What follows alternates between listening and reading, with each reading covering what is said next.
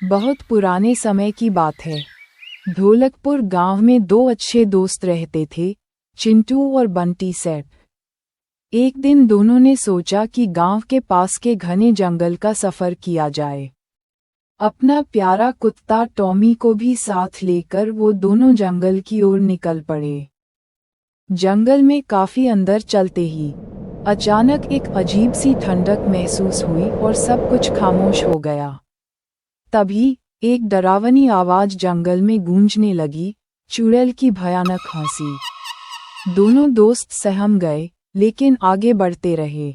थोड़ी देर बाद उनके सामने एक भयानक चुड़ैल प्रकट हुई। उसका चेहरा डरावना और आंखें चमकती हुई थीं। चुड़ैल ने जोर से हंसते हुए कहा, तुम दोनों मेरे जंगल में आए हो। अब तुम्हें मेरी शक्तियों का सामना करना पड़ेगा। इतना कहते ही उसने अपनी जादुई छड़ी घुमाई और टॉमी पर जादू कर दिया। देखते ही देखते टॉमी अचानक एक विशाल सांप में बदल गया, जो डरावनी आवाज में फुफकार रहा था। चिंटू और बंटी सेठ ये देखकर घबरा गए, लेकिन चुड़ैल यहीं नहीं रुकी। उसने एक और जादू किया और सांप बने टॉमी को एक खतरनाक डायनासोर में बदल दिया। डायनासोर की जोरदार दहाड़ से जंगल गूंज उठा और चिंटू और बंटी सेठ का दिल तेजी से धड़कने लगा। डरे हुए चिंटू और बंटी सेठ भागते भागते एक तांत्रिक के पास पहुंचे, जो एक पुराने पेड़ के नीचे तपस्या कर रहा था। उन्होंने सारी घटना तांत्रिक को बताई। तांत्रिक ने गंभीर होकर कहा, उस भयानक चुड़ैल को हराने के लिए मैं तुम्हें एक जादुई मटका दूंगा। इस मटके को चुड़ैल के सामने जाकर खोलना।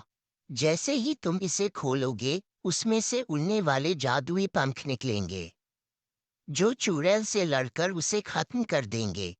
चिंटू और बंटी सेठ ने तांत्रिक से मटका लिया और हिम्मत जुटाकर चुड़ैल के पास वापस गए। चुड़ैल ने उन्हें फिर से देखा और हंसते हुए बोली, तुम फिर लौट आए। लेकिन इस बार चिंटू ने बिना समय गंवाए जादुई मटका खोल दिया।